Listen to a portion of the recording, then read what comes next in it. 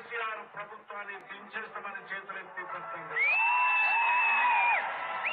ప్రతి రోజు దిస్తాం, దించేస్తాం, దించేస్తాం,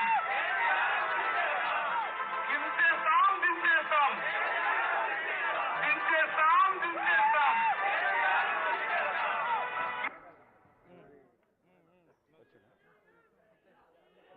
పెద్దలు టీపీసీసీ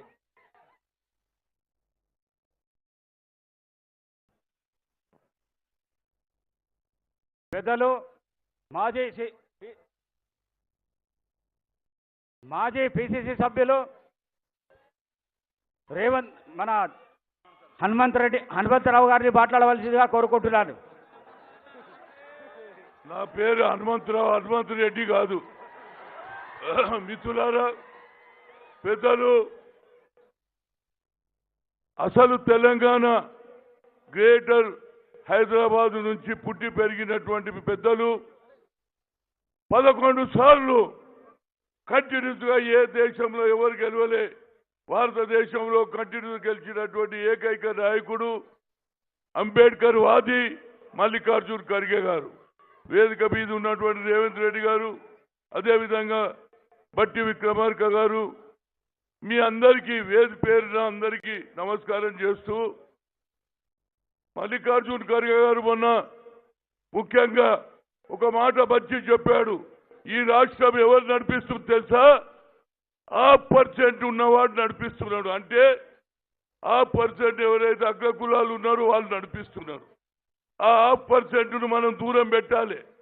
ఎందుకంటే ఇవాళ ఎస్సీ ఎస్టీ ఈనాడు ఏదైతే ప్రజలలో డిక్లరేషన్ చేసిర్రో అదేవిధంగా బీసీల డిక్లరేషన్ కూడా కావాల్సింది. ఎందుకంటే 54% మేము ఉన్నాం.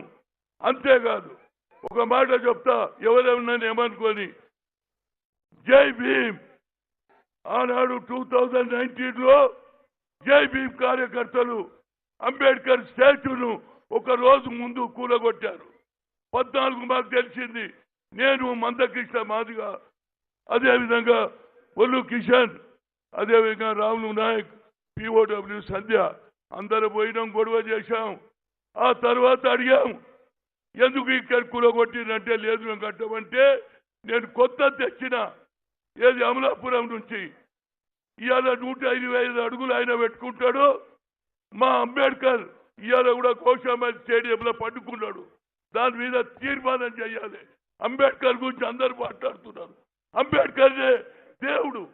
ఒకడు వినాయక చవితి 120 అడుగులు పెట్టుకుంటాడు, పేదవాడు 5 అడుగులు పెట్టుకుంటాడు. దాని గురించి గతంలో కూడా పార్లమెంట్లో మాట్లాడమని చెప్పా. అదేవిధంగా పెద్దలకు నోటీసులు కూడా తెచ్చిన. అట్లీస్ట్ ఈసారి అన్న మాకు, నేను కోర్టుకెళ్ళి తెచ్చుకున్నా, దానికి పెడతాన్నారు, ఆడ వేరేది పెట్టారు. నేను ఇప్పుడు ఏమంటున్నా, మదీనా దగ్గర ఏది హైకోర్టు ఉన్నది, అటు చార్మినార్ ఉన్నది, దాని మీద రేవంత్ రెడ్డి బట్టి విక్రమార్క నిర్ణయం తీసుకోవాలి. ఎప్పటి వరకు అయితే అంబేద్కర్ స్టాచ్యూ ఆడ పెట్టారో రేపటి నుంచి నేను అంబేద్కర్ రోజు ఏది మన మోసద్దాయి మార్కెట్కి పూలు తీసుకొస్తా, అంబేద్కర్ మీద వేస్తా, దండం పెట్టిపోతా.